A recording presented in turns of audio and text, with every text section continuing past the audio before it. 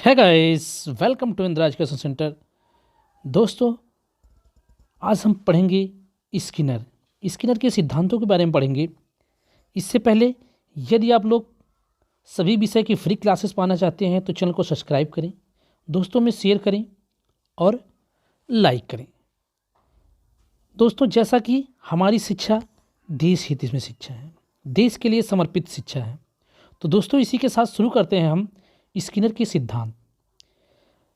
Skinner से जितने भी क्वेश्चन बनते हैं परीक्षाओं में हम उन सबको कवर करेंगे। आप लोग इस वीडियो को ज़्यादा से ज़्यादा शेयर करें ताकि दूसरों को भी लाभ मिल सके। तो दोस्तों, इसे कंटिन्यू करते हैं।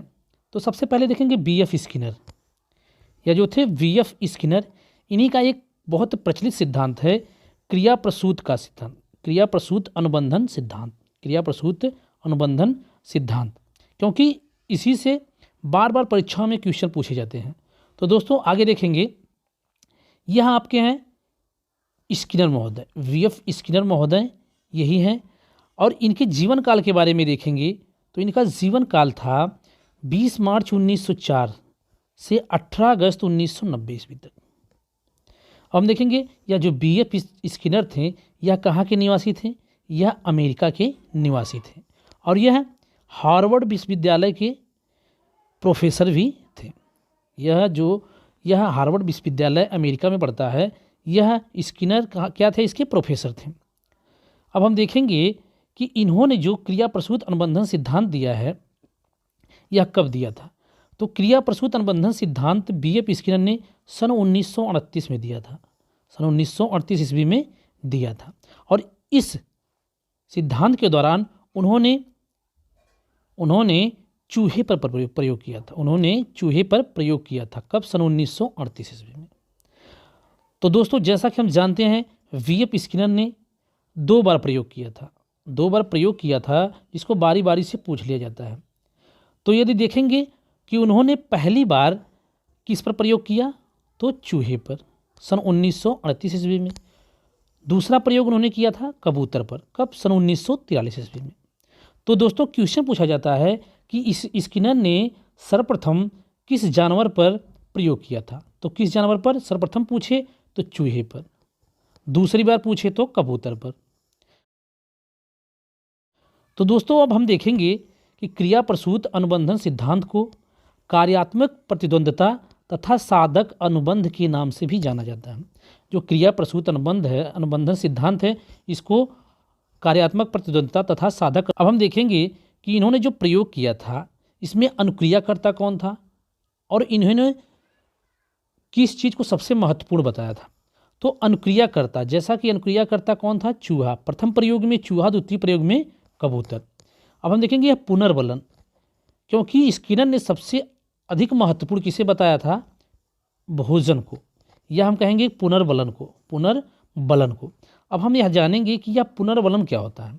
तो दोस्तों, जैसा कि हम जानते हैं कि पुनर्बलन अर्थात कहेंगे कि जो यह पुनर्बलन है यह अनुक्रिया की संख्या में वृद्धि करता है। या इस तरीके से हम समझ सकते हैं कि पुनर्बलन जो है यह क्या है?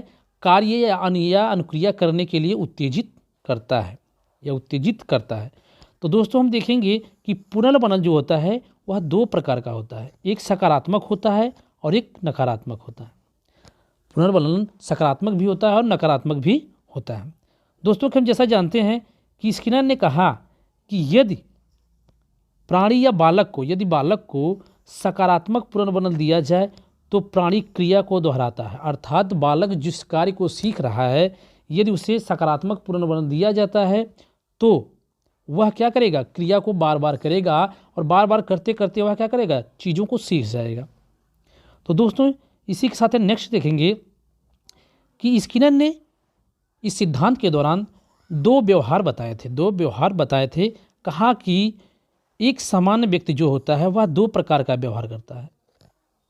स्किनर का कहना था कि एक सामान्य व्यक्ति जो होता है वह 2 प्रकार का व्यवहार करता है। पहला है आपका प्रसूत व्यवहार और दूसरा है अनुक्रिया व्यवहार। अब आगे देखेंगे कि यह प्रसूत व्यवहार क्या होता है और अनुक्रिया व्यवहार क्या होता है। तो दोस्तों जैसा कि हम जानते हैं कि प्रसूत व्यवहार, यह जो प्रसूत व्यवहार है यह क्या है?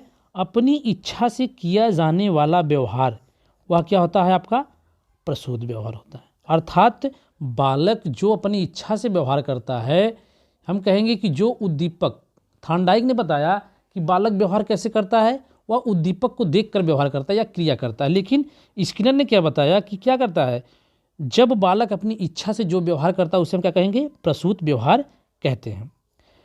आगे देखेंगे तो प्रसूत व्यवहार को स्किनर ने आर टाइप कहा और ये RS प्रोसेस में चलता है। RS प्रोसेस का मतलब हो जाता है आपका अनुक्रिया उद्दीपक सिद्धांत। अनुक्रिया उद्दीपक सिद्धांत। स्किनर ने कहा कि व्यक्ति कुल व्यवहार का, जो व्यक्ति व्यवहार करता है उसका 95% क्या करता है, वह प्रसूत व्यवहार करता है। अर्थात वह अपनी इच्छा से व्यवहार कितने प्रतिशत करता है, 95%। अब हम देखेंगे कि ये अनुक्रिया व्यवहार क्या होता है। तो दोस्तों अनुक्रिया व्यवहार होता है जो यह उद्दीपक के कारण किया जाने वाला व्यवहार अनुक्रिया व्यवहार है। अर्थात जो थॉर्नडाइक ने बताया कि बिल्ली ने मछली को देखकर अनुक्रिया करना स्टार्ट की, तो वह क्या हो गया, आपका अनुक्रिया व्यवहार हो गया। अनुक्रिया व्यवहार हो गया, लेकिन जो अपनी इच्छा से किया जाए प्रसूत व्यवहार हो जाएगा। तो स्किनर ने बताया कि अनुक्रिया व्यवहार जो है वह यस टाइप कहा जाता है, उसको यस टाइप कहा जाता है और यह RS प्रोसेस में चलता है। अर्थात कहेंगे कि उद्दीपक अनुक्रिया क्रम में चलता है। और स्किनर ने सबसे महत्वपूर्ण प्रसूत व्यवहार को बताया, इसलिए स्किनर ने कहा कि उद्दीपक के द्वारा किया जाने वाला व्यवहार क्या होता है, वह व्यक्ति क्या करता है या बालक सिर्फ 5% ही करता है। या कहेंगे कि उद्दीपक से प्रेरित होकर जो व्यवहार बालक करता है वह सिर्फ 5% करता है, जबकि अपने इच्छा से 95% करता है। अब नेक्स्ट देखेंगे कि स्किनर ने प्रथम प्रयोग कब किया था। स्किनर ने प्रथम प्रयोग सन 1938 में किस पर किया था, चूहे पर किया था। अब हम पूरी क्रिया को समझेंगे, पूरे प्रयोग के समझेंगे कि स्किनर ने किस तरीके से इस सिद्धांत को बताया, या हम इसको बालकों के जीवन में अप्लाई कर सकते हैं। तो हम एक बॉक्स के माध्यम से देखेंगे कि यह देखिए यह क्या है, एक पूरा बॉक्स है। यह क्या है, एक पूरा बॉक्स है। इस पूरे बॉक्स में एक चूहे को बंद कर दिया जाता है। यहाँ पर लाइट लगी हुई है, यहाँ पर साउंड लगा हुआ है और यहाँ पर भोजन रखा हुआ है। यह आपका लीवर है, यह क्या है, आपका लीवर है। और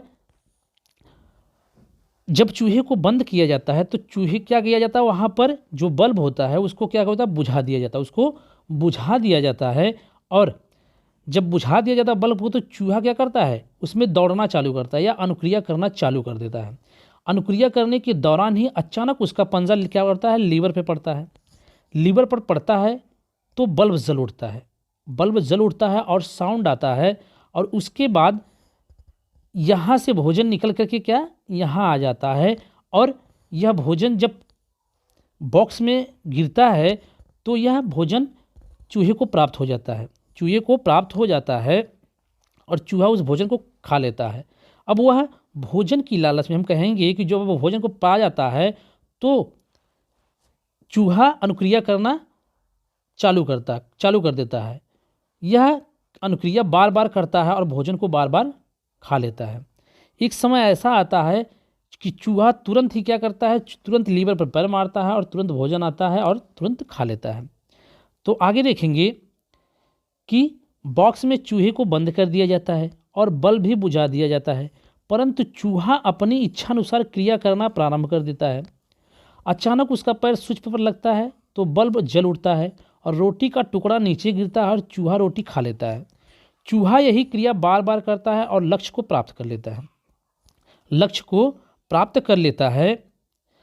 इसलिए स्किनर ने उद्दीपक को महत्व ना देकर बार बार क्रिया करने या पुनर्बलन को महत्व दिया है। अर्थात कहेंगे कि जो थॉर्नडाइक थे उन्होंने उद्दीपक को महत्वपूर्ण बताया था, लेकिन उसका जस्ट उल्टा है। स्किनर ने कहा है कि यह उद्दीपक महत्वपूर्ण नहीं है, बल्कि क्या है, यह जो पुनर्बलन या जिसको जो भोजन प्राप्त हो रहा है, या कहेंगे कि जो बिना उद्दीपक को देखे हुए चूहा जो अनुक्रिया कर रहा है वह महत्वपूर्ण है। अनुक्रिया कर रहा है क्या है, वह महत्वपूर्ण है। और क्या हुआ, अनुक्रिया करने के दौरान ही उसे क्या हुआ, पुनर्वलन प्राप्त हो रहा है। तो आगे देखेंगे स्किनर का द्वितीय प्रयोग। स्किनर का द्वितीय प्रयोग उन्होंने सन 1943 ईस्वी में कबूतर पर किया था। कहाँ पर, कबूतर पर किया था। इसको भी हम बॉक्स के माध्यम से देखेंगे। तो सेम क्रिया यह भी सन 1943 में जब स्किनर ने यह क्रिया स्टार्ट करना शुरू किया तो सेम क्रिया भी इस पर भी अप्लाई करते हैं और कबूतर को बॉक्स में बंद करते हैं, बल्ब बुझा देते हैं। इसके बाद कबूतर पैर मारना चालू कर देती है या चोंच मारना चालू कर देती है। अचानक उसका चोंच क्या होता है जो वह लीवर पर पड़ता है या बटन पर पड़ता है और बल्ब जल उठता है। उसके बाद उसे भोजन प्राप्त हो जाता है, भोजन प्राप्त हो जाता है और भोजन प्राप्त होने के पश्चात कबूतर क्या करती है, फिर बार बार वही अनुक्रिया करती है, उसको भोजन प्राप्त होता है, उसको भोजन प्राप्त होता है। और कुछ समय बाद ऐसा आता है कि कबूतर क्या होती है, जैसे ही बंद कर दिया जाता है तुरंत ही क्या करती है, उस लीवर पर या बटन पर चोंच मारती है और उसको भोजन प्राप्त हो जाता है और भोजन को खा लेती है। इसलिए स्किनर ने सबसे महत्वपूर्ण किसको बताया है कि अनुक्रिया।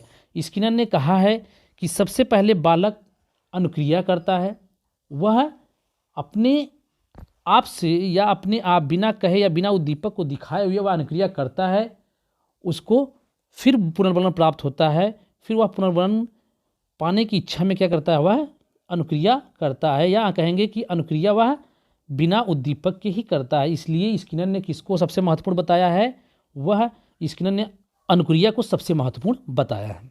तो दोस्तों आगे देखेंगे कि यह जो स्किनर ने प्रयोग के लिए, जब स्किनर ने प्रयोग किया था तो उन्होंने एक विशेष बॉक्स का प्रयोग किया था, या जो बॉक्स था एक विशेष बॉक्स था और इसको स्किनर ने नाम दिया था क्रिया प्रसूत अनुबंधन कक्ष। क्रिया प्रसूत अनुबंधन कक्ष किसने नाम दिया था, स्किनर ने। लेकिन बाद में स्किनर के शिष्यों ने इसे उनके सम्मान में क्या कर दिया, स्किनर बॉक्स नाम रख दिया। और क्वेश्चन पूछ लिया जाता है कि स्किनर बॉक्स किसे कहते हैं, या उनके शिष्यों द्वारा क्रिया प्रसूत अनुबंधन कक्ष का क्या नाम रखा गया, तो क्यों स्किनर बॉक्स नाम रखा गया। अब हम देखेंगे स्किनर की जो महत्वपूर्ण सिद्धांत हैं या स्किनर के जो क्रिया प्रसूत अनुबंध सिद्धांत हैं उसको और अन्य किस नाम से जाना जाता है। तो हम देखेंगे पहला क्रिया प्रसूत अनुबंधन सिद्धांत, दूसरा नाम इसका है अनुक्रिया उद्दीपक सिद्धांत। दोस्तों यहाँ पर कंफ्यूज मत होना, क्योंकि थॉर्नडाइक ने क्या किया है, पहले उद्दीपक को महत्वपूर्ण माना है, इसलिए उन्होंने दिया है उद्दीपक अनुक्रिया सिद्धांत, जबकि स्किनर ने सबसे महत्वपूर्ण अनुक्रिया को माना है, इसलिए इन्होंने अनुक्रिया उद्दीपक सिद्धांत दिया है। नेक्स्ट देखेंगे नैमित्तिक अनुबंधन का सिद्धांत, नैमित्तिक अनुबंधन का सिद्धांत। नेक्स्ट है हमारा कार्यात्मक प्रतिद्वंद्विता का सिद्धांत, कार्यात्मक प्रतिद्वंद्विता का सिद्धांत, सक्रिय अनुबंधन का सिद्धांत, साधक अनुबंधन का सिद्धांत, उत्सर्जित क्रिया का सिद्धांत। दोस्तों आप जितने भी सिद्धांत हमने लिखाएं आप इनको याद कर लीजिए। मैं गारंटी के साथ कहता हूं कि इससे बाहर कुछ भी नहीं पूछा जाएगा। आप इस वीडियो को 1 से 2 बार देख लीजिए, इसके बाद इस सिद्धांतों को याद कर लीजिए और प्रयोग को पूरी तरीके से आप समझ लीजिए। इसके बाद आप कहीं से भी किसी भी परीक्षा में क्वेश्चन बनेगा आप अटेंड कर सकते हैं। तो दोस्तों हमने इन सिद्धांतों को देखा क्योंकि हमने इन सिद्धांतों को अलग अलग किताबों से ढूंढ कर लिया है। एक महत्वपूर्ण कथन है जो अन्य परीक्षाओं में या सभी परीक्षाओं में पूछ लिया जाता है। तो अभिप्रेरणा सीखने का सर्वोत्तम राजमार्ग है, कि अभिप्रेरणा क्या है, सीखने का सर्वोत्तम राजमार्ग है। किसने कहा है, यह स्किनर ने कहा है। अर्थात हम समझ सकते हैं कि बालक को, हमने कहा कि पुनर्वलन 2 प्रकार का होता है, पहला सकारात्मक और दूसरा नकारात्मक। यदि बालक को ऐसा पुनर्वलन दिया जाए जिससे उसका फायदा होता हो, तो बालक क्या करेगा, उस क्रिया को बार बार करने के लिए उत्साहित होगा। जैसे बालक को यदि कह दिया जाए कि आप पढ़ाई करो, इस कक्षा को पास करो, तो आपको मोबाइल, आपको गाड़ी, आपको कुछ भी ऐसा पुरस्कार दिया जाएगा, तो बालक क्या करेगा, उस कक्षा को पास करने के लिए वह क्रिया को बार बार करेगा और क्रिया को बार बार करते वक्त वह क्या करेगा, सीख जाएगा। लेकिन यदि बालक सीख रहा है और उसको आप दंड दे रहे हैं, से मार रहे हैं, डांट रहे हैं, तो बालक क्या हो जाएगा, कुंठित हो जाएगा और बालक उस क्रिया को करना ही नहीं चाहेगा, जिससे बालक क्या हो जाएगा, सीख नहीं पाएगा। इसलिए कहा है कि स्किनर ने कि प्रेरणा सीखने का सर्वोत्तम राजमार्ग है। अब देखेंगे कि जो क्रिया प्रसूत अनुबंधन का शिक्षा में महत्व क्या है, या हम बालकों के ऊपर अप्लाई कैसे कर सकते हैं। पहला पॉइंट है आपका, स्किनर का मत है जब भी कार्य में सफलता मिलती है तो संतोष प्राप्त होता है और यह संतोष क्रिया को बल प्रदान करता है। अर्थात हम समझ सकते हैं कि जब हम कोई कार्य करते हैं, जैसे मान लीजिए बालक पढ़ाई कर रहा है, यदि वह कक्षा पास हो जाता है या किसी भी कक्षा को पास कर लेता है, उसको संतुष्टि मिलती है,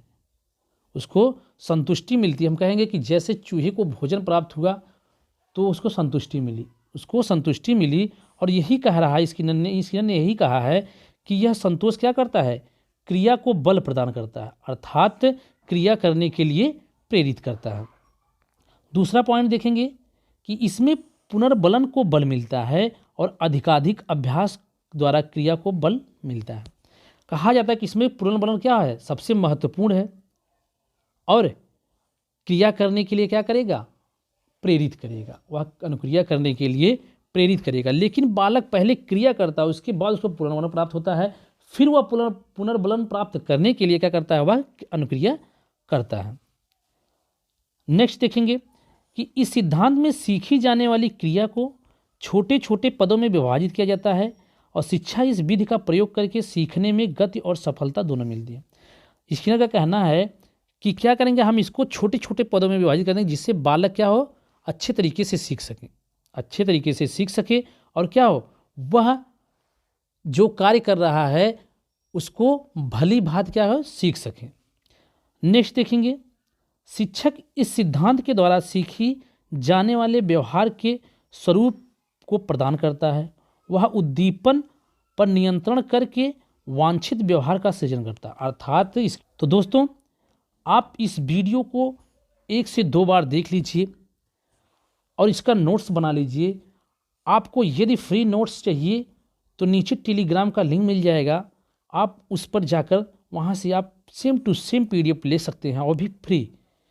दोस्तों, आप इसी तरीके से आप फ्री वीडियो पाना चाहते हैं तो दोस्तों में शेयर करें, लाइक करें और कमेंट करें। जय हिंद दोस्तों।